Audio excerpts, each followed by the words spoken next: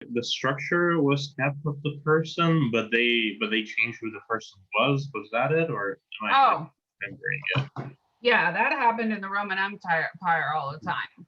Mhm. So there was like a ruler. It happened in Egypt. It happened in the Roman Empire. There was a ruler, and then all of a sudden the ruler would be gone, and then they would replace the face of the ruler with the new emperor, but still use the old artwork. Mhm. Kind of their Did, way of recycling. yeah, That did that made happen pretty good sense too. to Justinian and Theodora in Ravenna, or I don't think so, but I couldn't be 100% Mhm. positive about that without like researching all of the images of Justinian and Theodora in the empire. I mean, it would logically stand to reason that yes, at some point there was some sort of sculpture where they were replaced, but in the mosaics in Ravenna, no. The mosaics in Ravenna have always been of Justinian and Theodora, and you can go there today and still see them. Make sense? Yeah. Okay. All right. So for exam 2, we're going to cover the Etruscan, the Roman Republic, the early Roman Empire, the High Roman Empire, the late Roman Empire, late antiquity, the first golden age of Byzantine, the second golden age of Byzantine, and Islamic art. It'll be the exact same format, but there's a major change. And that major change has to do with the fact that I split the exam into 2 parts. The first part is multiple choice. It's timed. You get 2 minutes per question. There are 30 questions. That's 60 minutes.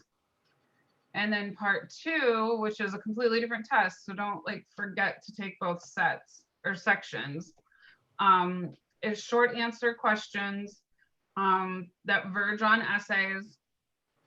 There are 8 of them. They're worth 5 points each, and they're timed, so you have 10 minutes per question. Which, if you're writing a whole 10 minutes on each question, you should be fine. On the when we click to see our grades, for some reason it says that exam 2A is 60 points, but 2B is 37. I'm not sure why, because I haven't opened it yet, but it says Okay. 30 instead of Thank 40. you. Let me look at that, because it's supposed to be 40. Mhm. So I must have keyed something in incorrectly. So let me go back and look at that. Thank you for pointing it out. Let me make a note.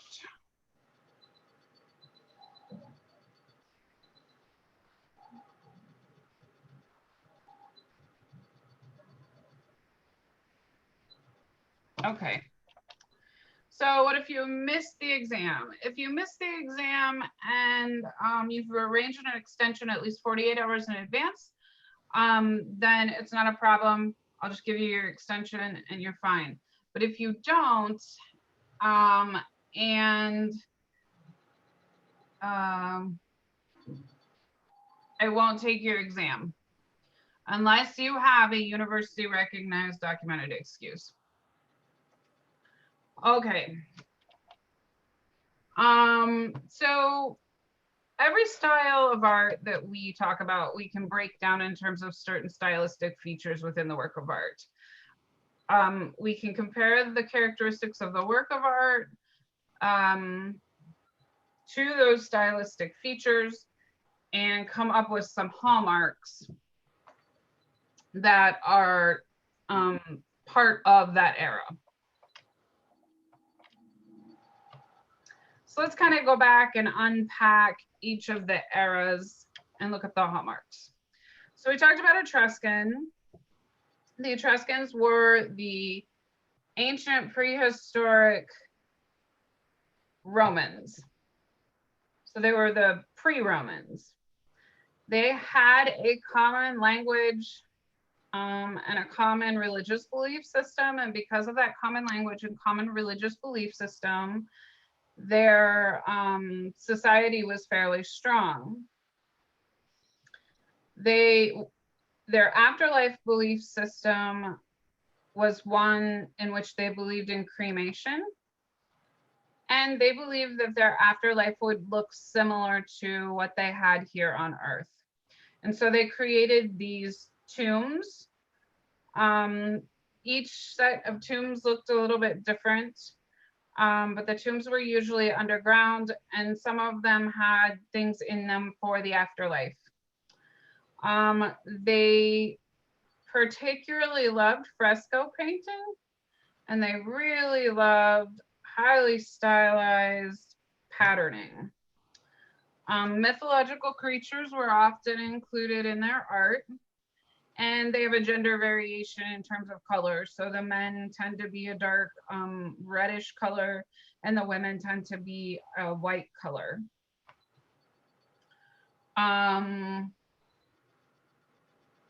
What's the name of that? Again, the color, the color separation. The color separation, we call that gender. We just call it. But isn't there a word for it? Like we use that word for Trajan's column, I believe, as well, when we were talking about the. I don't think so. Mm-hmm. The gender variation is just it's just an indication of or the color variation is just an indication of which gender they are, but I don't think there's a specific word for it. I think it was vocabulary word that just meant like color defining something, like defining a certain attribute or. Maybe it's not ringing a bell for me right now. So from that standpoint, I'll tell you, it probably won't be on the test, because if it's not in the front of my knowledge in my brain right now, I probably didn't have it in my brain when I was writing your exam. Okay. Oh, polychromy. Polychroming is definitely something that pertains to Etruscans, but polychroming means color on statuary. So you can see polychroming here in the statue, like in her shirt, it was painted a red color. The fabric was all painted. So any statuary that has painting is called polychromed. Oh, okay. So it's not, polychromy isn't the distinction, the usage of color to distinguish the genders, but just the presence of colors in the sculpture or artwork. Right. Sculpture, painting. Yes. Yeah, you won't use just that. Sculpture. Okay. Yeah. So let's see. Remember that the Etruscans favored cremation, and so that we see lots of cinerary urns. And they like to place their sculpture on the top of the temple. Their sculpture was unique because it was made of terracotta. They created terracotta sculptures in large kilns that were dug into the earth. The sculpture was then secured at the top of the roof line, and it helped to protect the sculpture from being knocked over should it be on the ground. They had trouble with earthquakes in the area, so if the ground shook and the sculpture was on the ground, the sculpture wasn't heavy like a piece of marble, and so it would fall over. And so because it's made of terracotta, they figured out if they secured it at the roof line, it would keep it from falling over and breaking. You can see in the image below that I have right here, the Etruscan love for patterning on the tablecloth. You can see it sort of, this part's a little cut off, but you can see it in the leopards where the spots are highly patterned. They just like patterning a lot. As far as the incinerary urn, remember that the Etruscans also used the wet drapery technique. It just looks a little bit different than the wet drapery technique that we used to see on the ancient Greeks. Did you call that syncretism as well? Because you could. You could definitely call that syncretism. Yeah. Okay. So the Roman Republic. Now remember, Rome goes through two major eras. First is the Roman Republic, and then the Roman Empire. So the Roman Republic, because it is not a strong, thriving empire yet, there's some things that they do in art to get the look of a strong, thriving empire, but they do it a little bit on the cheap. So one of those things is this invention of this stuff called tufa. Tufa is basically ancient cement. It's a slurry of small pebbles, and it's used in a plastering technique that hardens, and then the Romans paint over top of it to get a look that is marble-like. In the Roman Republic, they invent barrel vaulting, groin vaulting, and the hemispherical dome. The social class structure is divided into patricians versus plebeians. The patrician are really the top 10% of society. They're not, they're born into the station that they live in. And the plebeians are the other 90% of society. It doesn't necessarily mean have to do with wealth. You could be patrician and not really make that much money. You could be plebeian and make a little bit of money, not a ton of money. But money really wasn't so much as the lineage that you came from. And so the patricians have idealized statuary, and they favor veristic heads. And this is an example of verism. It's that over-exaggerated, wrinkly looking face. But if you remember, the veristic head goes on this really nice idealized looking body. And so you get this really strange sort of looking sculpture because the idealized body doesn't seem to go with the wrinkly face. So if we were to ask to identify the elements in that case of that sculpture that has verism and the idealized body, you would point out verism and idealism in the same sculpture? Yeah, definitely. And in the Etruscans, are there things in the exam, or should we also focus on what were the names? Was it Cerveti? The two major ones, Tarquinia and Cerveti, I think. Yeah, I wouldn't be too concerned about where they're from. I really don't think I asked you anything about the difference between the tombs at Cerveteri versus the tombs at Tarquania. Or the family, or like those 13 separate. Yeah, they look different because Tarquania was like the smaller group of family. There were like 3 or 4 families, whereas Cerveteri was like 13 or 14. And so they look different, but I don't think I asked you anything about that on the exam, but good memory. Okay, so back to Roman Republic. Don't forget that the plebeians have a very different look to their art, in that they have these large hands and large heads, or large heads and large hands, and that the facial features have this sort of bulbous feel to them, and their bodies are kind of squatty. Those large hands, big heads, squatty bodies are things that we typically see on funerary art. The plebeians don't really have the opportunity for art for any other purpose. The plebeian art is typically funerary. It memorializes their freedom because it honors the patrician that allowed them to buy their freedom,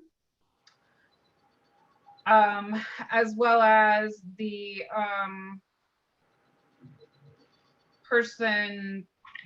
plebeian person that actually passed away. So the plebeian person that actually passed away would have maybe had some indication of what they did in life. Like, for example, the vegetable vendor, he owned a little market store or a little market front, and every day he would go to the market and set up his vegetables and his wheat and sell them. So on his funerary plaque, that's what we see. We see his vegetable vending that he did every day. Whereas patrician art was done to memorialize or to record their patrician status. Are all plebeian artworks in the period of the Republic funerary? Yes. During the Republic, all plebeian work is funerary. And all patrician work is either there to record their lineage, or they're being honored by the plebeian in a funerary piece.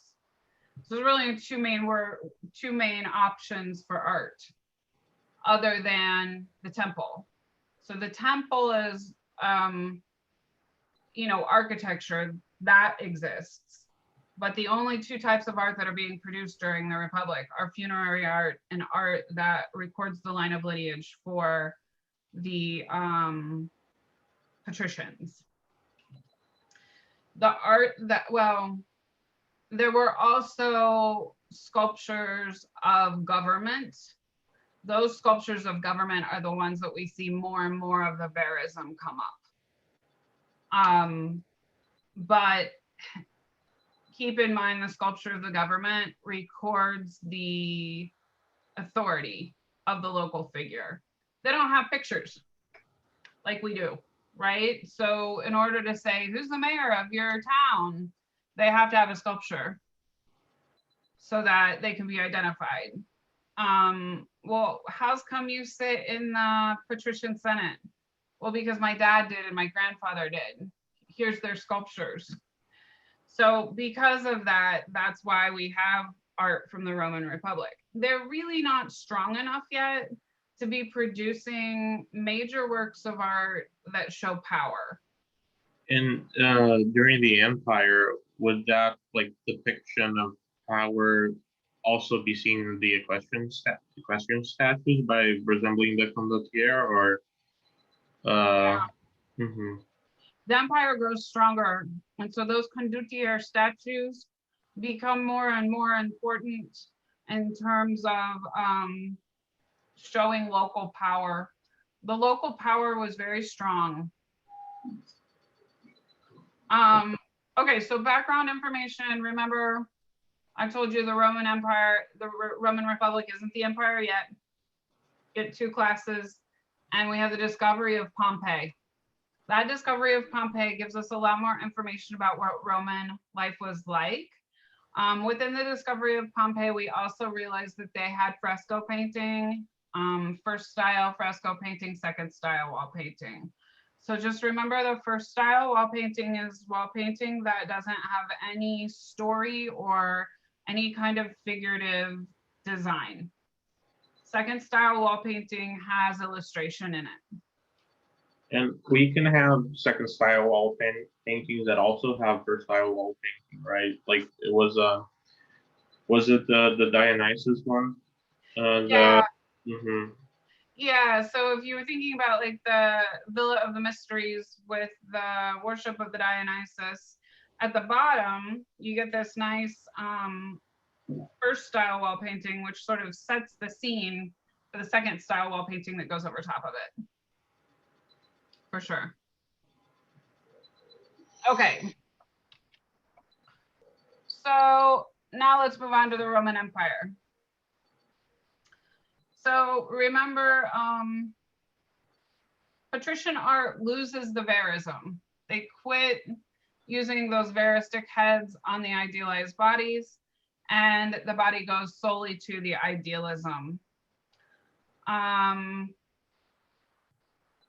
An example would be Augustus de Prima Porta, which you're looking at here. What you have here is the triumphal arch. The empire expands the furthest under Trajan. You really want to know what Trajan did, what Hadrian did, what Vespasian did. Triumphal arches are common and lead to the procession of the Sacred Way. Remember that road that goes underneath the arch is called the Sacred Way. Mark Antony and Cleopatra rule the African areas of the empire, and they try to take over, but they are soon defeated. Social control through art is very important because the empire is so large. They have a difficult time handling security for that much land, and they're constantly being challenged. What were areas that became part of the empire during Trajan's time? Like, ask me that again. I didn't. What were parts of the empire? Because it says that it was expanded furthest under Trajan. Like, what were parts that were not part of the empire but became part of the empire after Trajan? Wow, that is a challenging question for me. Good for No, you. I'm just wondering because you said we were supposed to know those things for the exam, so just like foreseeing a couple of things. Yeah, no, that's challenging because my geography is like this. So you're right. I asked because you mentioned Carthage a lot, so I was wondering if there's like some specific battle or some like conquest of a specific area that we should know. Not specifically. What I would tell you is good job in critical thinking for one. Number two, Carthage, just remember I hit that in lecture so hard. Carthage is so important. They want control of Carthage. The Ottomans want control of Carthage. The Romans want control of Carthage. The Franks and the Franciscans and all of the Vikings want control of Carthage. And they're constantly trying to defend it. And it's because it is the port that controls to the east and the west. Was Hannibal was what of Carthage again? He was the original dictator in Carthage that they overthrew. Okay. But he really was difficult for them to overthrow. And yeah, he was fighting against the Romans then, correct? Okay.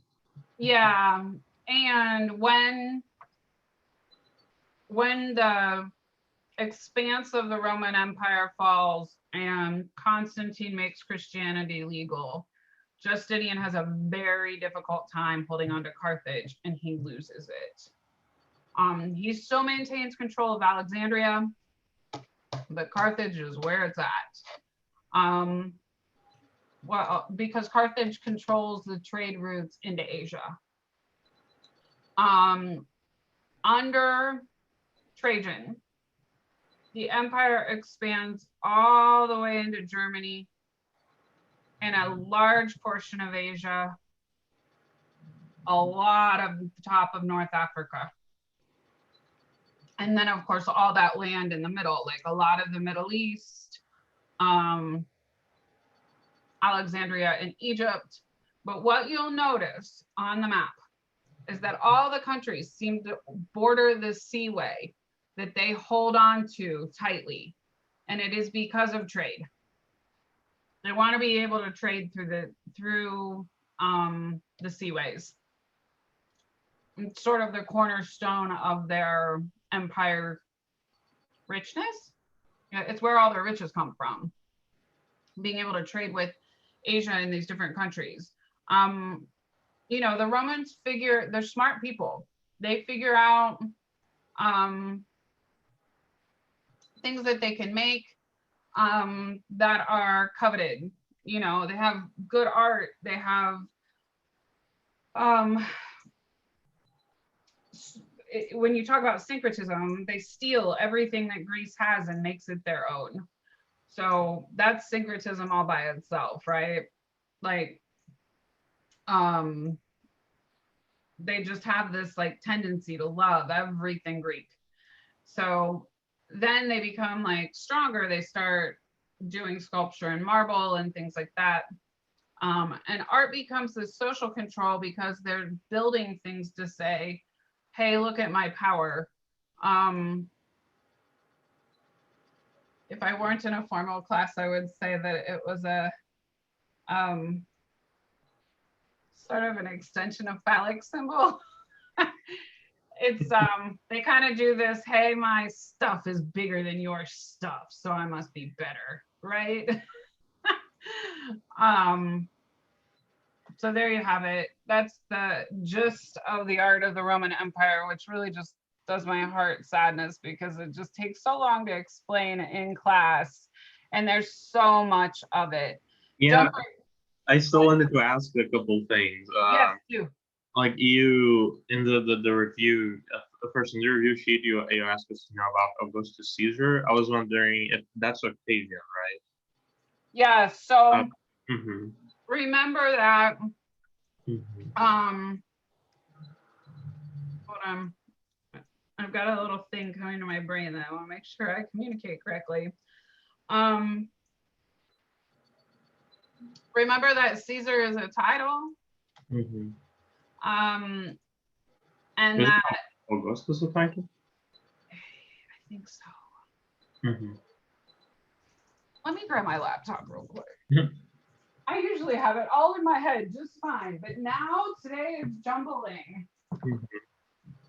No, I was looking that earlier. That's why I asked.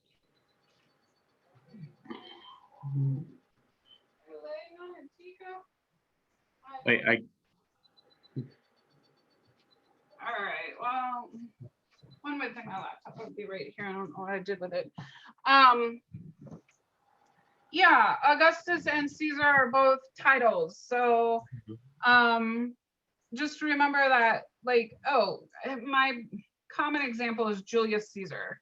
His name was not Julius Caesar. It was Julius something else. And then it was, his last name was replaced with Caesar because he became in that position of power. Same thing with Augustus.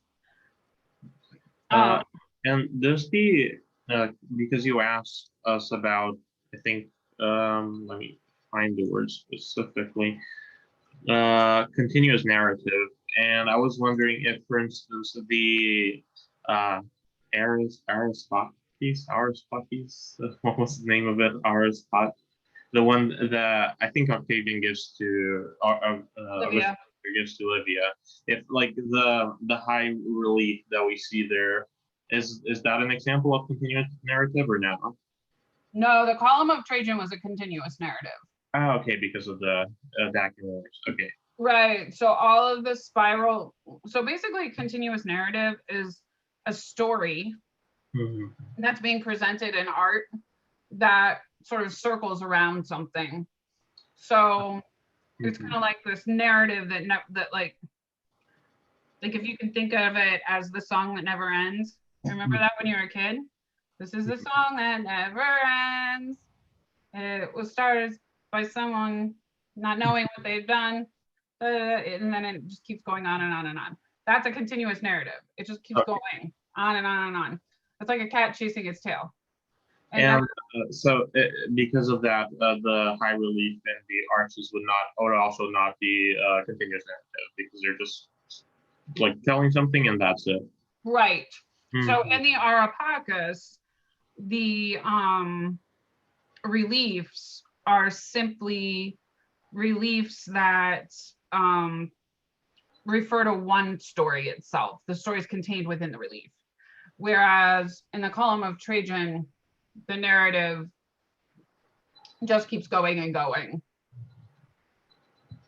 We're asked to sort of compare the Basilica Olpia with the later Christian churches, and I was wondering if we could do something like that, or just briefly mention it. Just we can. I wasn't exactly sure the differences, like punctually, so I wanted to go over that.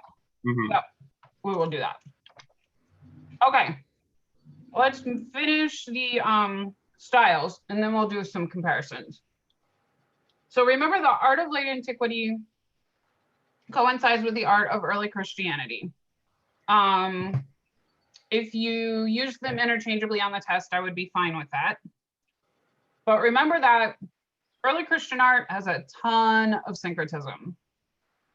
So it's because the new Roman, they use a lot of the Roman traditions to create art that adapts itself to represent the biblical stories. And sometimes I'll have a Christian student get a little offended by this. But the bottom line is they don't have enough history at that point to create art that is distinctly Christian. And so they use the mythological symbols as a way to talk about the new religion. In addition to they're trying to create converts. So if you're trying to get somebody to buy into a new faith, the last thing you're going to do is create some really wonky looking thing, stick it in front of somebody and say, come on and join me. Because it's going to feel foreign and they're not going to want to follow you. So was that why they went for plebeian, to do like sort of something popular or something that would connect to the masses? Or well, Christianity comes along as a religion that is for the masses. So what happens is that, in all of the ancient religions, there really is not room for the common man to worship, because everything's based on how much money you can donate to the temple. It's that, remember when we talked on Monday, it was like you have to, we talked about the iconoclasm, because they were taking donations from the people to clothe the cult statue, to feed the cult statue, to bathe the cult statue in the blood of the fattest calf. And so because of that, people who were everyday ordinary common people did not have the money to be able to sacrifice their fattest calf. They didn't have the money to sacrifice their best wine. They couldn't maybe weave their finest silk and give it to the priest or the priestess because they needed it. And so religion becomes something that's practiced by the top 10% of the people, and 90% of the people watch. And they feel like they don't have a gateway to the afterlife because they aren't wealthy enough to do so. And so then all of a sudden this religion comes along, and where this man who was a normal common plebeian, Jesus's father was a carpenter. He was a normal everyday human being.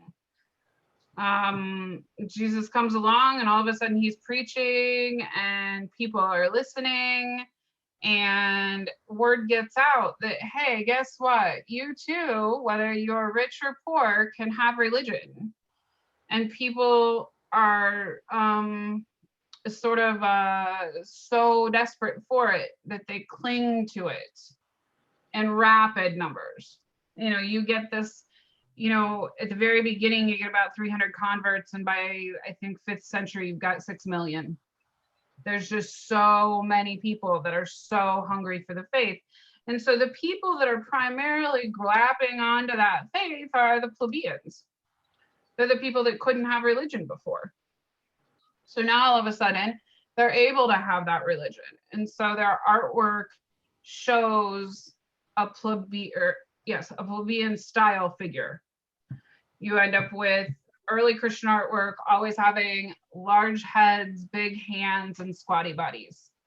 And they represent Jesus in that manner.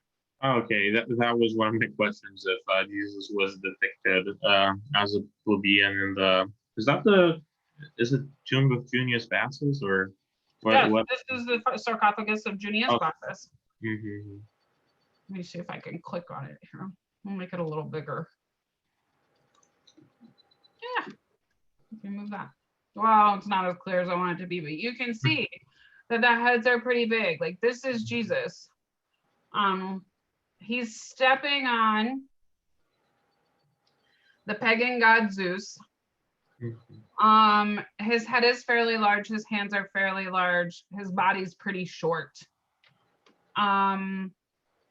Here and Adam and Eve, you've got these big heads and squatty bodies. And that's going to happen, until we get to the first golden age of Byzantine. Things slowly change for the depiction of Jesus. He becomes a depiction of royalty in heaven in the Byzantine era, but it takes some time. Okay. All right. So let's move on to Byzantine then. So the first golden age of Byzantine is ruled by Justinian. Remember, he's married to Theodora, and Theodora is not your typical empress. She was Justinian's prostitute. He fell in love with her, and he changes the law so that he can marry her. While she's in office, she changes laws for women to have rights to their children. Up until this point, women have very little rights. They're pretty much the property of their husband. And so just the Theodora comes in and says, now wait a minute, she should have rights to her kids. And Justinian enacts those things into law. She also fights for, I don't want to say control, but she's kind of like the person that manipulates Justinian in certain situations. Did she influence him on building on the establishment of Hagia Sophia in Constantinople? Absolutely. She's got heavy influence. Like at one point they are being threatened in Alexandria, and so Justinian goes and occupies Alexandria, and he's ready to give up. He's just like, you know what, it's just too hard, I'll just sacrifice it. And she really encourages him to stay there, and they win back the territory. She really felt like the more land they could keep, the better off they were. Because of this, he takes on this really big building initiative. The biggest building initiative he takes on is Hagia Sophia. And one thing that's important about that is Hagia Sophia is not an original church. The original church that was there was burnt down because of a riot. So there was a Christian riot there, and the church burnt. And he went in and said, I'm going to build the church back up. And of course, he picks certain locations within the empire, and he does it very strategically. Those locations that he picks are things that are either in important points that he wants to exercise his control, or they're places that have had problem with uprising. And because of the problem with uprising, he needs to show some sense of, I have some control. So because of that, he builds these big, huge churches. And of course, one of them is Hagia Sophia. You should know why Hagia Sophia was unique. You should know what the designers' goals in Hagia Sophia were, which would have been about the light. The first Byzantine art is about light. So you're going for like the use of tesserae and the sort of the reflections you have once you like put light in front of them. Exactly. Yeah. Like when you walk into, I've never been to Hagia Sophia, but I have heard. Like when you walk into the church's walls are just gilded with gold tesserae. It's gold from the time you walk in till the time you leave. And the churches look very different during different times of day. But that row of windows here that are created underneath the dome, those windows are really important. They make the dome feel as if it floats on top of a ring of light. And that experience for the viewer is supposed to be very transformative. Okay, so if you think of Byzantine as being the age of light, or maybe the beginning of the age of light, you'll notice that mosaics have a lot of gold in them, but they have a real flat lookingness to the image. Part of that is because you're looking at a picture of the mosaic. The mosaic was never meant to be seen the way we see it now. It was meant to be seen in the candlelight, and with the torchlight, you would have had certain tesserae that come forward and certain tesserae that go towards the back visually. But because we're looking at a textbook, some artist has come in and lit the mosaic so that it all is very clear looking and that you can fully see every detail of it. And because of that, you don't get the dimension. The figures are somewhat flat looking. It's very difficult to map out exactly where the figures stand, and we call that isophalism, which is an important term to remember. Patterning is something that's really loved within the empire, especially in the framing. You get these like jewels that encrust the mosaics. Like these things are pearls and these are rubies and those are sapphires. Justinian's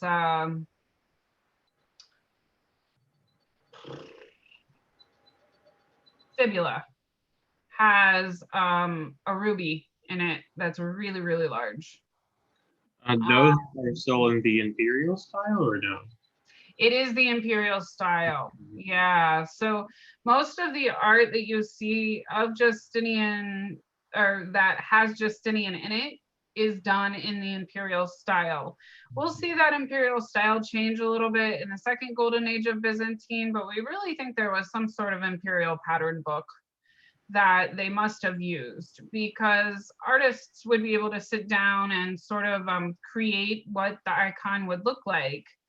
And then the glass houses would ship enough glass to the site to actually create the mosaic. But yeah, that's an important point. They definitely had a good sense of imperial style. The interior of the church is highly decorated, but the exterior of the church is very plain. They kind of just want to save the experience for inside. Hagia Sophia, I would say, was the most decorative of the exteriors in the first golden age, and that simply has to do with shape. There's lots and lots of circular elements. You asked us to know sort of why it was called, like sort of the motive. Would that be, would you be going for like the assertiveness in Constantinople or something else? Yeah, the motive for building it had to do with his assertion of power in Constantinople. He's being threatened by the Ottomans there heavily. He eventually loses the area to the Ottomans. That's why the church is now a mosque, because the Ottomans won. The Arabic writing there. So we, in the sheet you sent us for the vocabulary of the test, we were asked to know about Bishop, was it Maximianus? This is Bishop Maximianus. Yeah, and so do we, because I don't think anything was mentioned about him other than him assisting Justinian with the cost of building Hagia Sophia. That's what you need to know. Okay. Yeah, he was heavily influential in the building cost of the building of Hagia Sophia. But he also commissioned other works of art. We didn't really go over them. He commissioned a throne, and he traveled back and forth within the empire.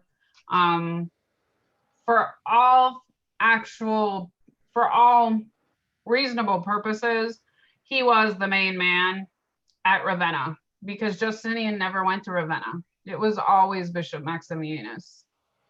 So when we're talking about the Church of Ravenna, is there a name to that church, or is it just the Church of Ravenna? I don't remember well. It's called the Church of San Vitale. Oh, okay. San Vitale was in Ravenna. It's in Ravenna. Yeah. Oh, so San Vitale was the one that was based in Santa Costanza? Yes. Okay. And you could make a case. Okay, so San Vitale was based on Santa Costanza. Hagia Sophia also was loosely based on Santa Costanza and the church at Ravenna. And if you really wanted to push it, you could make a case that the Dome of the Rock was also based on Santa Costanza, San Vitale, and Hagia Sophia. Yeah, because there are elements, I think, of in the Dome of the Rock of the Byzantine constructors. What were those again? Like the. I never have a picture. Oh, I forgot to put my picture of Islam in here. I'll pull one up and we'll talk about it. The interior was one. The ceiling mosaics were very similar to San Vitale. The gilding, the gold gilding, and the dome. Wasn't there something about the columns that they were they Corinthian columns? I don't. I don't know. I'll have to pull it up, but I think you might be right. Yeah, because I think you mentioned that we see here Corinthian columns that sort of like this Roman influence here. Yeah. So what we do know, we call Santa Costanza, even though it's late antiquity, Ravenna, and Hagia Sophia, all Byzantine influenced, just like we call the Dome of the Rock. They were all done by Byzantine influence. So if I were to ask you who were the artists of Hagia Sophia, well, they had an actual architect, but who was the architect of San Vitale? It was just unknown Byzantine builder. We just happen to know they were Byzantine. Okay, let's see. Remember the difference between a pendentive and a squinch? Anybody remember? Oh, the squinches. The pendentive is that part that supports the dome on top of the dome, sort of like.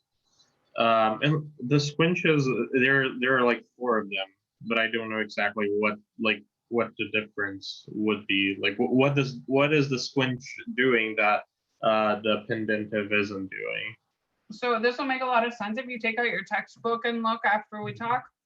But basically, the squinch is a system that's cubical. And the dome is placed on top of the cube. The pendentive is a system where 2 domes are round and stack on top of each other. So if you could picture an ice cream cone, if you get a double-decker ice cream cone, you get one scoop that goes on bottom and then one scoop that goes on top. The difference here with Hagia Sophia. That would be the pendentive. Right. So the difference with Hagia Sophia is the scoop that's on the bottom is fairly weighty and massive, and the scoop that goes on the top is smaller. So when they put the ice cream scoop on the cone, they level it off so that you can see through the dome at the top. Does that make sense? Yeah. Yeah, so that's how that works. It's brand new technology that was designed specifically by the builders and designers of Hagia Sophia. They were mathematicians, they were geometrists, and they were very good at sort of looking at a geometric problem and creating a new solution visually for it. Are we still considering the outside of church as lackluster at this point? Because yes, I mean, from a historical perspective, that would only change in the second golden age of Byzantine. But Right. looking here at Hagia Sophia, that doesn't seem exact. I wouldn't define it as lackluster, but yeah. Compared to the well, I mean, I think you have to like sort of fast forward to Gothic if you want to talk about lackluster versus like decorative. There's just no decorative element on the outside. The colors are all very similar. They're all smooth. They don't really even have any like variation in the masonry. We get into the second golden age of Byzantine and you get some, they begin to start doing some masonry variation, which is important. You said that the sort of that dome on top and the light that Hagia Sophia uses is to emphasize the sort of ascension to heaven that Yes. the person there would experience. Yes. Hmm. It's all about the light. It's all about the idea that Jesus ascended into heaven and they want your spirit to kind of like go into Hagia Sophia and feel ascended. So that's pretty much that was pretty much the goal of Hagia Sophia. Okay, the second golden age of Byzantine brings us a few new things. Remember, in the early Christian / late antiquity and the first golden age, Jesus is not allowed to be shown hanging on the cross. Now, in the second golden age of Byzantine, there's been enough time between the establishment of Christianity and the killing of Jesus to the second golden age that they're now allowed to show Jesus hanging on the cross.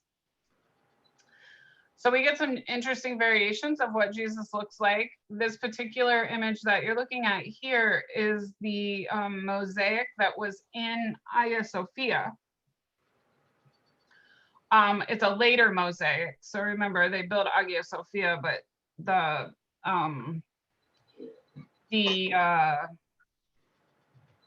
artwork in Hagia Sophia is still being implemented until they lose control over it to the Turks. And so Jesus here is pictured in the imperial style in that Pantocrator image. So you get that one eye that's a little bit larger, has a little bit more pointy of an eyebrow with the smaller eye that's a little bit more kinder. This one side, the cheekbone's a little bit higher and wider. The other side's a little bit more gaunt. So Pantocrator would be sort of that division in the face that you have one side sort of kinder and this other side sort of harsher. Yeah, the one side's sort of mad and the other side's sort of kind. Okay, so that would be the Pantocrator, because I was going to ask about what exactly Pantocrator was. That is the definition of the Pantocrator. It's it's the image of Jesus where the two halves of the face don't match exactly. One has one expression, the other has another expression. He also holds the sign of benediction and a Bible in one hand. So typically, if you've got two sides of the face that aren't exactly the same, and you've got that benediction in the Bible, that's a Pantocrator. And the red cheeks would be also imperial style, right? Yes, I'm so happy you noticed that. Yes. Yeah, because when we talked about imperial style on the other slides, I was thinking of large pupils and the thick eyebrows when we were looking at Justinian. But now that I looked at this one, I was like, oh, the red cheeks as well. Yeah. That variation in the face is very important in the imperial style. And we've been able to kind of trace it back from early antiquity into, or first golden age into second and third golden age of Byzantine. It all comes from sort of the shading in the face. And Justinian and Theodora's mosaics also follow that imperial style. We change from plain halos that are like disc-like in shape to ones that have these crosses behind them. This is the Greek cross. The Greek cross has has the nave and the transept crossing as being the same length. Is the difference. It's why Greek churches tend to be Byzantine in style. They tend to have a rounder look, whereas the Roman churches tend to be basilica in style.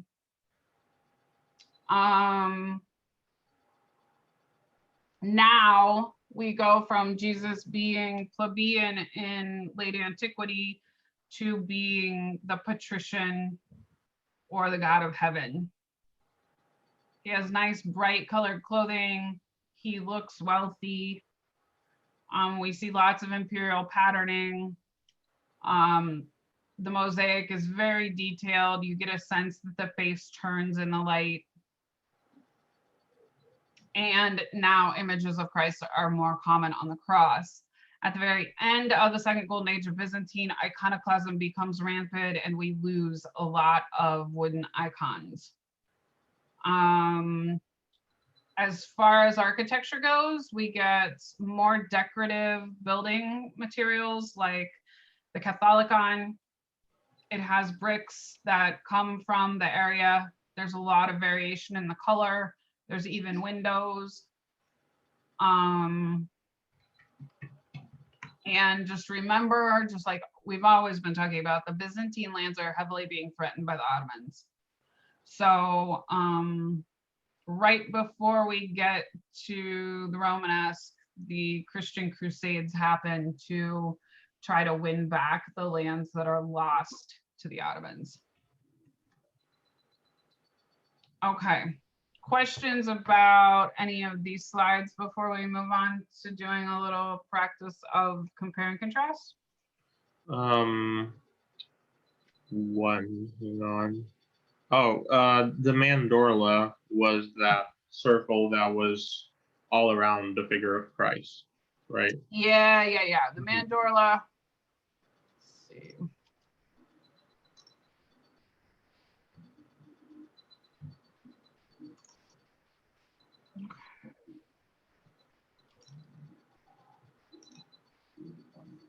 Let me bring up an example of the mandorla.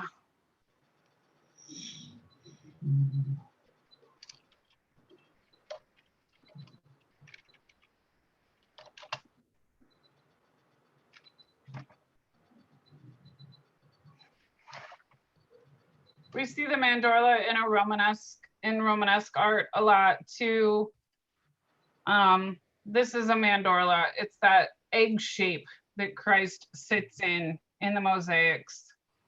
I don't have one that's coming up that's, but you can see. Is it originally like that sort of seed? Is that why the name comes from? It's almond shaped. I don't know why. Yeah. Yeah. It must, mandorla in Latin must mean almond. I don't know. Yeah, maybe in Italian, or I don't know, it looks Italian, but interesting. Yeah.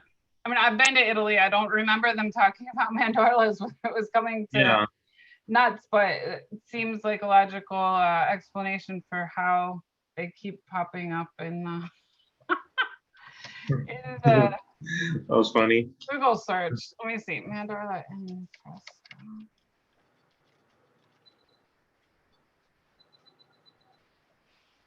I love how these still pop up. I get a lot of them. Yeah. The one that's in my head.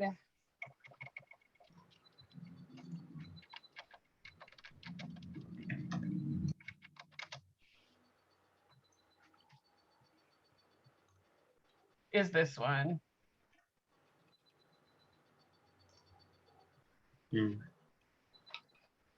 We studied this one from the Church of Dormition, I believe. I just wanted to interrupt you for a second. I solved the mystery. Almond in Italian is indeed mandorla, so that explains all the almonds we were getting.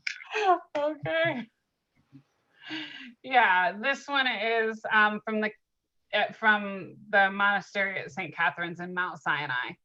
So that's where the mandorla starts to appear. We're going to see it all through Romanesque. It's going to be like really, really a fixture of Romanesque art. So there's your mandorla. All right, as far as comparing the Forum of Trajan to the Basilica, let's look at that.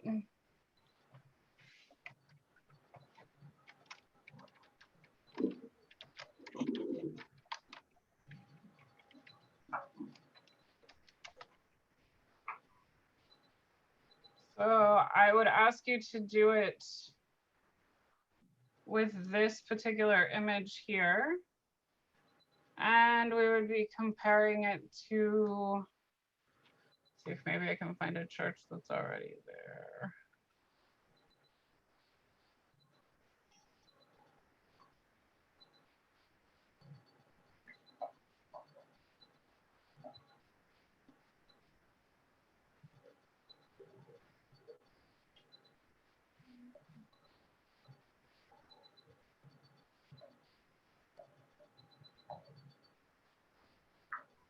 Oh, that's how we'll do it. We'll open another tab.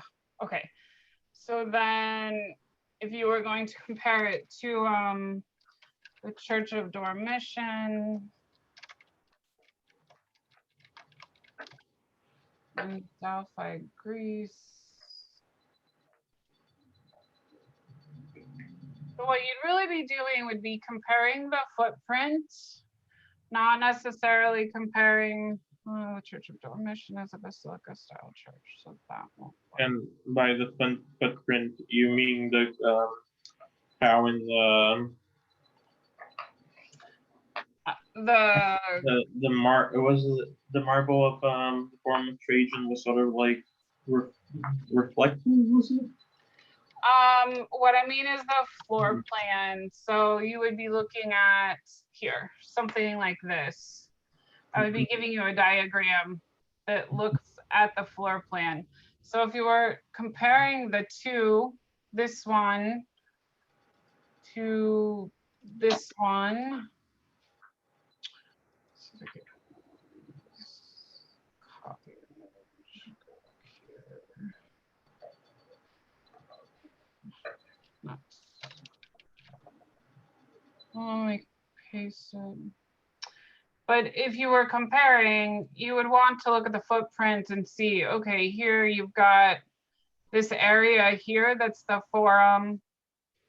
You've got the Basilica here. And then you've got a temple behind it. I wonder if I can launch another browser. Are we comparing it in terms of like, oh, there's a nave here, and there isn't one here, and there is like coffers, and like there aren't coffers or things like that, or? Exactly. That's exactly what I want you to do. Okay. I think both of them have coffers, don't they? The Basilica Olpia, I don't know if it has coffers or not. Remember, coffers are those recessed areas in the ceiling of the church that help to make the dome lighter. You mentioned there are coffers in the Trajan. Oh, come on, there we go. So here you have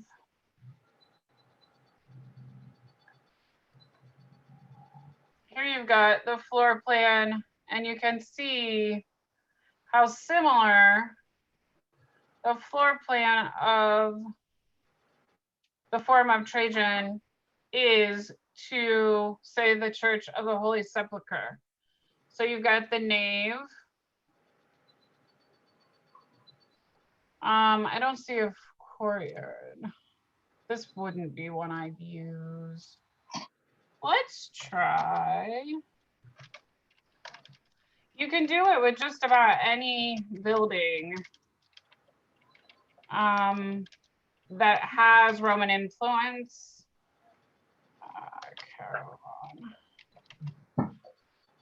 So like, let's look at the Great Mosque at Kairouan. If you look at the Great Mosque at Kairouan compared to the Forum of Trajan, you can see how very similar they are. They both have courtyards. They both have this entrance area, which we call the narthex. They both have side aisles or colonnades leading into the church.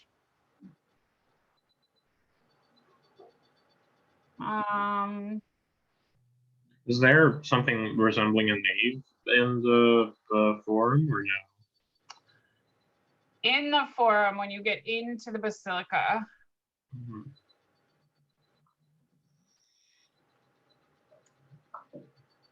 the nave, this is a picture of the interior. The nave is this aisle that runs straight down the center of the church. I think that's the one you mentioned, that there are coffers there. Oh yeah, there are coffers. See the coffers there? It also has a clerestory. So we see the similarities would be the nave. You mentioned narthex, yeah, narthex, and the aisles, the side aisles. Yep. Side aisles. Yes. Do we see any other elements that are similar, or would be like, or would transepts, atrium, and what is it? Apse. Apse. Okay, so the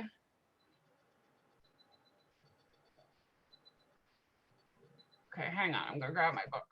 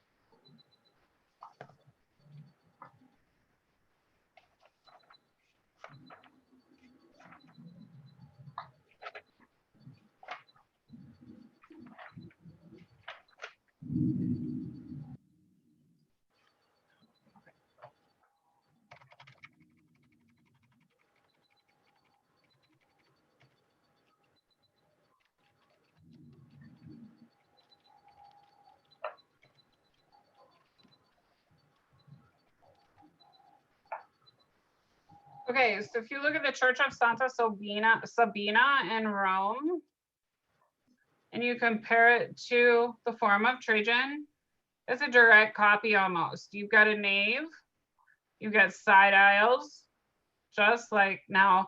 The Forum of Trajan has double side aisles. Santa Sabina has single side aisles, but they're still side aisles nonetheless. They both have colonnades with Corinthian columns. They both have clerestories. There's the clerestory of Forum of Trajan. I think when in the lecture, when you show us Santa Sabina, you mentioned that there's a three-something nave. Three-part nave elevation, probably, is what I'm telling you. Yeah. Ask what a three-part elevation nave means. Yeah, okay, so that means you've got this first elevation, which is the side aisle. You've got this triforium area, which is this blank wall in between the side aisle and the clerestory. So we call that a three-part nave elevation. You'll understand that better when we get into Gothic, because we're looking at tons and tons of churches. And would we have any nave elevations in the Forum of Trajan, or? No, well, I mean, yeah, it's a two-part nave. You could call it a three-part nave elevation because it's got the same thing. It's got the columns. You've got the space. Yeah, I thought it could be like a two-part one. That was my immediate impression, but I wanted to ask you what it was actually. Yeah, and then if you look at Santa Sabina, it's got coffers, coffers. The apse at Santa Sabina is here at the very end. I don't see that the Forum of Trajan has one like it. Okay. So yeah, basically the Forum of Trajan is the blueprint for the Basilica Church. Mm. And even if you compare St. Peter's to the Forum of Trajan, you're still going to get a direct comparison of the Forum of Trajan establishing that style. You can even see it in the Roman mosques. In the Roman mosques that are Roman influenced, you can see the similar characteristics. So the only things that would be lacking would be the apse and transepts, or are there transepts? No transepts in the Forum of Trajan. Okay. The transept is based on the Roman Cross Church.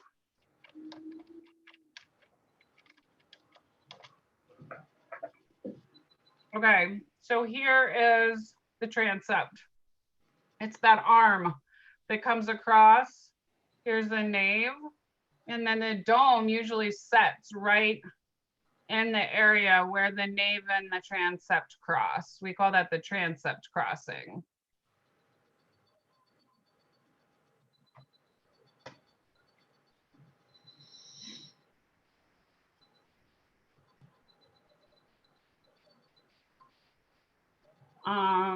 Even in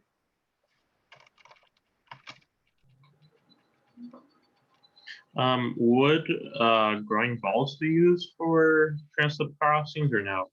No. Groin vaulting is 2 barrel vaults that cross at a 90-degree angle. I'll show you that in a minute. But you see here at the Tumma Gallipocidum, the arms cross, and at the crossing of the arms, you get the dome. Yeah, the crossing would be the transepts. Yep. So where is groin vaulting used? Groin vaulting. I think that would be Roman Empire, probably. It is. I was going to try to see if I could find an interior building where I could show it to you better. So the Romans invent the barrel vault, right?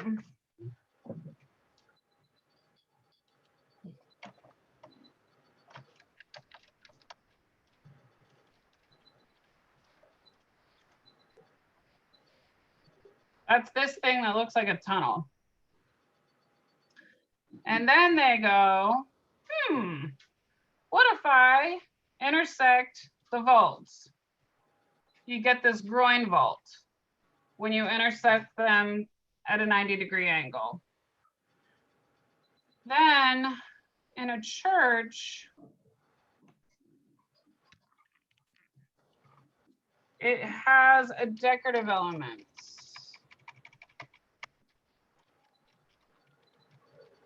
Where they cross. Because if you look at the ceiling, you get this pretty X from below. See that? All it is a 90-degree intersection of the barrel vault. But it has this nice, beautiful decorative element when you're inside the church. And it starts in the Byzantine era, but we'll see that groin vault become more and more spectacular throughout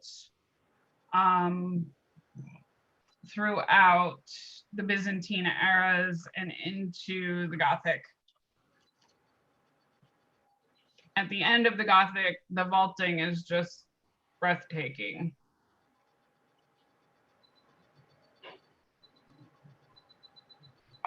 Any other questions about vaulting? No, just that.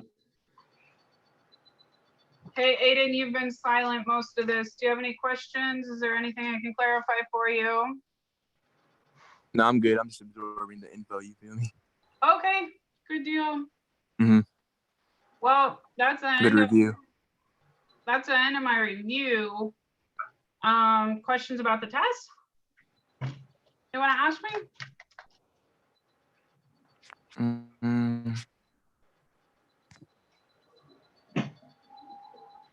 So it's in. I gotta take the 2 separate parts, correct? I can take those whenever, as long as I get them before that due date at Sunday.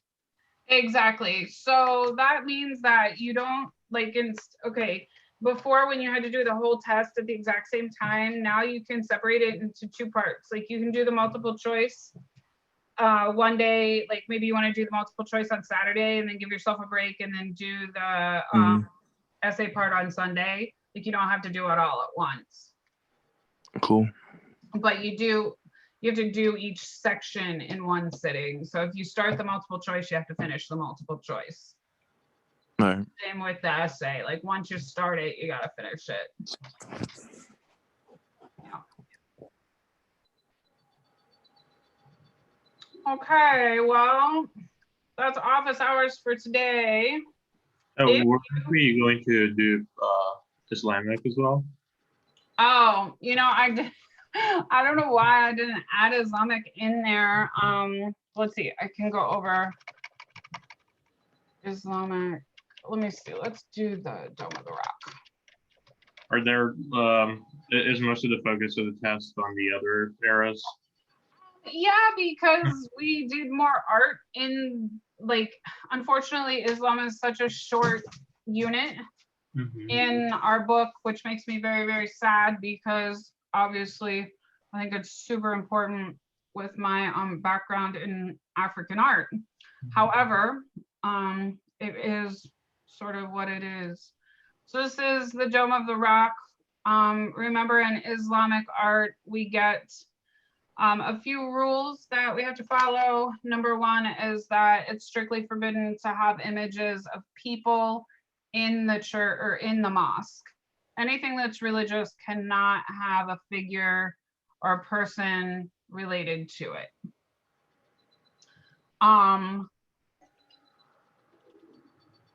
The interior of the Dome of the Rock.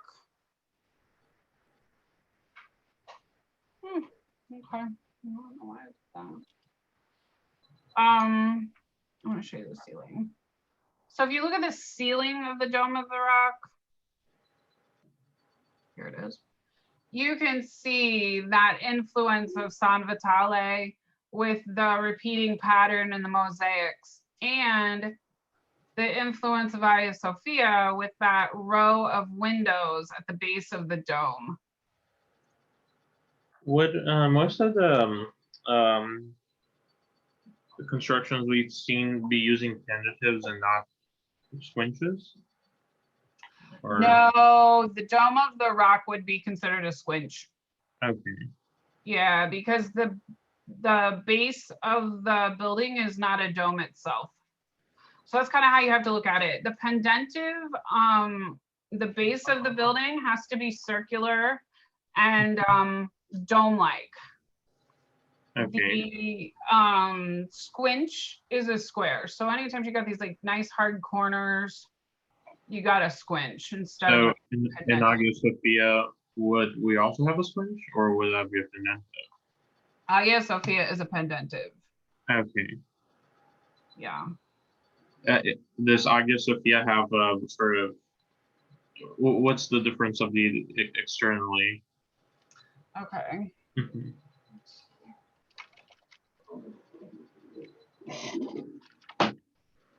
Hagia Sophia is a little bit more difficult because I can't get like close up to the building, but if you can see, the building is all rounded. Like all of the corners and everything are round. Like the only parts that are square aren't actually part of the body of the building. These things here project from the building. In the interior, the squinch or the pendentive is this area at the base of the dome that dips down like this. So if you look at the Dome of the Rock,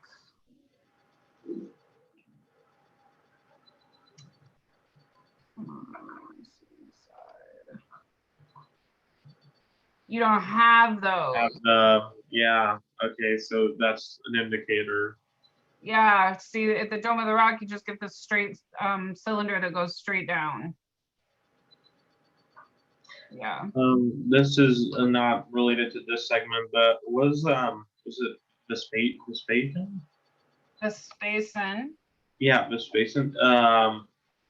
what exactly are the contributions or relevance that we would need to know concerning him? He didn't really do that much, but there was lots of uprisings under his rule, and I believe he took over after the line of the Flavians. And So he's after the Flavians, not before. I think so. I'd have to look it up. Let me see. The Roman Empire's line of lineage is so crazy that it's hard for me to keep it straight. Let's see what we know about this space.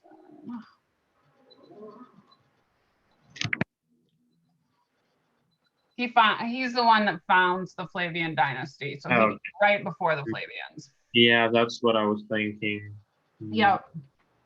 He's sort of the father of the Flavian. Okay, so when you're asking us to identify Vespasian and his relevance, we're basically talking about the Flavians and Colosseum, new standards of beauty with diamond-shaped face, curly hair, blonde neck, Livia.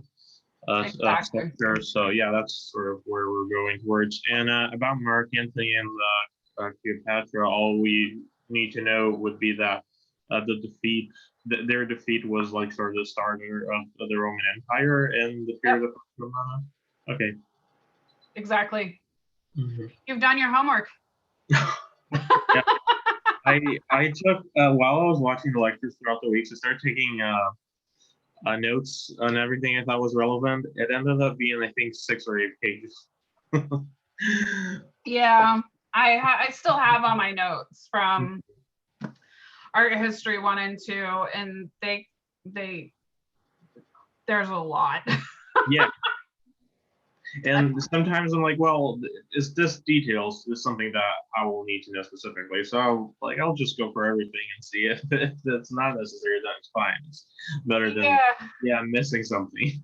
It is a lot of details. It's a lot of information. So just know that like if you generally know like Vespasian was the father of the Flavians, you're good. Okay. You know, but I mean, if you're talking about Hadrian, you need to know that he built the Pantheon. Right. Okay, but yeah, I mean that's I think that's the main thing about Hadrian. So right. If you're like thinking about Hadrian, you know about the construction of the Pantheon. Was it a homage to like is it Roman gods or dedicated to all of the Roman gods? Yeah, all of the Roman gods, and it had that I forgot the name. Was it the circle, the little oculus? What? It had the oculus. The oculus. Opening. Yeah. Yep. Yeah. So those are like the main things I point out about Hadrian, I think. Right. Exactly. So yeah, I think you've got it. And you seem to be waiting for the information. I know it's like a large sea of info, but. Oh yeah, especially because the Roman Republican Empire one was a pretty extensive. Like you had a lot of information in like sort of a limited amount of time. I just wanted to make sure I have everything like sort of understood for taking the exam, because I probably want to take it either today or tomorrow. So. Sure. Yeah, the Roman it kills me that we do the Roman Empire in 1 week, but for the sake of organization, you have to like organize it somehow. So that's how we do it. It's just a lot of the Roman Empire is like tons. I mean, it's such a large span of years too. So it's complicated. Okay, well, I think that's us for today. If you get to doing something and realize that you need some more clarification, don't hesitate to pick up the phone and call me. And I wish you happy studying. Thank you. I hope I don't get too nitpicky about the questions that I don't get right. That's okay. That's how you learn. Yeah. So probably I'll see you next Wednesday to dissect them. Absolutely. We'll see you next week, Ricardo. All right. Well, thank you for your time today. You're welcome. Bye-bye. All right. Bye, Aiden. Bye. Wait, I just have one more question. Sure. I was looking at the homework from the Islamic art, Uh-huh. and my question is before Rome fell, Mm-hmm. it was like I'm kind of confused. Like, so the Russians took over before the Roman Empire fell, correct? Like Constantinople, he was the last like superpower, but then like the Romans took over, and then finally the empire fell, correct? I mean Well, the Russians. Russia holds out till the very end. Like they're the last dying ember of the Roman Empire. Mm-hmm. Yeah, they were basically colonized by the Vikings and the Germanic tribes. So they hold on to their very last dying breath. And then like up until the 1500s, and then the Vikings completely take over. So they really don't have any, like when we think of timelines, when we think of this happens, then this happens, then this happens, you have to remember when the Roman Empire fell, it fell in stages, and other things begin to happen going like coincide each other. It's not it's not as It all linear. came crashing down. Yeah. Yeah, it's not as linear as we want to think. So the Ottomans took over North Africa long before Russia fell. Makes sense? Carthage and stuff. Yeah, I hear. yeah. I hope that clears that up. Yeah. Thank you. Yeah. Okay. It's like I said, the Roman Empire is messy and confusing. So we try to make it as simple as it can be, but it's just not. And the last question is for Roman Empire. When I was doing the Roman homework, I'm not sure if I missed it, but on the homework there's questions about Roman officers and like their police. Yeah, Let me pull it up 1 second. they're called condottiers. Mm-hmm. Yeah. So the condottiers have quite a bit of power. And the reason they have quite a bit of power is because, remember, one of Rome's challenges is that they've got too much land and not enough ability to communicate quickly. It's not like today where we have the internet or the telephone or whatever. In order to get a message, the only way to get they don't even have a mail system. In order to get a message, they have to send a rider with a horse all the way to wherever it is. And so because of that, the local officials had a lot more power than you would think. Because they're able to because the ruling officials, they're like just in one spot. It's hard to get their power across the whole empire. Yeah, they're the ones that, they're actually, if you ask me, the ones that have the most power, even though you've got an emperor. The emperor just says, hey, this is what we're going to do. The condottiers are the ones who actually like follow through and push through being the sort of implementation of the law. So if you get a group of condottiers that don't agree with the law and they don't do it, I mean, they'll lose their head eventually because it'll get back to the Roman emperor, but it'll be a while before they have much change based on the fact that the condottiere didn't agree. So you get, that is sort of the stem of where the power grid sort of crumbles when it comes to the Roman Empire, because you've got, in order to get everybody to do the same thing, the emperor has to have a lot of social control. That's true, yeah. Social control comes from physical intimidation.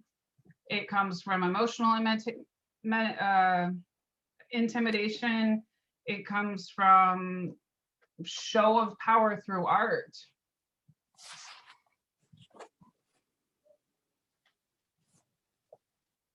Like the, what's it called? Propaganda. Yeah, like that propaganda art. So it's one of those things where it's like, they just can't have enough people in high places because of the amount of land they have. And because of that, the local officials have quite a bit of responsibility. Mm-hmm. All right. Well, yeah, that clarifies all my questions. Okay. Well, good luck to you. If you need something throughout your test taking weekend, let me know. If Thank not, you. happy test taking. All right. Thank you. Have a good rest of your day. You too. Bye-bye. Bye.